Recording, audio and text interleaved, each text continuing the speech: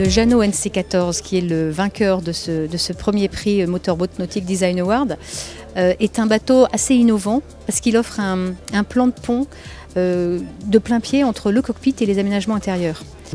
J'ai trouvé simple en comparaison à d'autres et j'ai trouvé en même temps extrêmement efficace dans sa façon d'être organisé, aménagé et qui ne cherchait pas à vouloir imiter une maison à l'intérieur.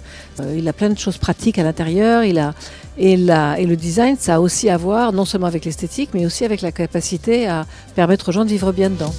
Ce prix est très important pour Jeannot. Ce prix récompense un bateau moteur reconnu par le public français et aussi par les spécialistes. Et Jeannot, qui a une grande histoire dans le bateau moteur en France et de grandes ambitions, est très heureux que le NC14 soit primé et mis en avant. Le Volvo Ocean Race, c'est un rêve d'enfant.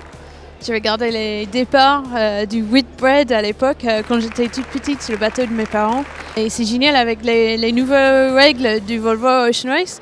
Ça permet une équipage féminine de naviguer à 11. Donc c'est une course qui est très très physique.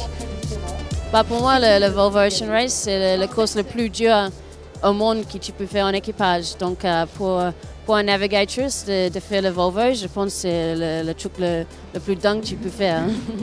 Notre objectif, c'est de faire le mieux qu'on peut et surtout pour s'éclater, bien sûr.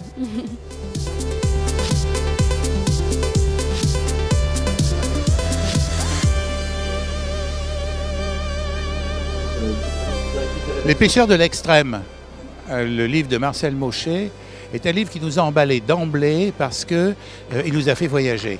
Alors l'histoire de ce livre, en fait, c'est l'histoire du dernier morutier français. C'est le dernier bateau qui est armé par la compagnie des pêches de Saint-Malo et qui part pêcher la morue dans les mers nordiques, en mer de Barents et en mer de Norvège. Donc ce bateau part 2 fois, des fois 3 fois par an, pour faire des campagnes de 2 mois et demi. Et c'est le tout dernier bateau en France à faire ça.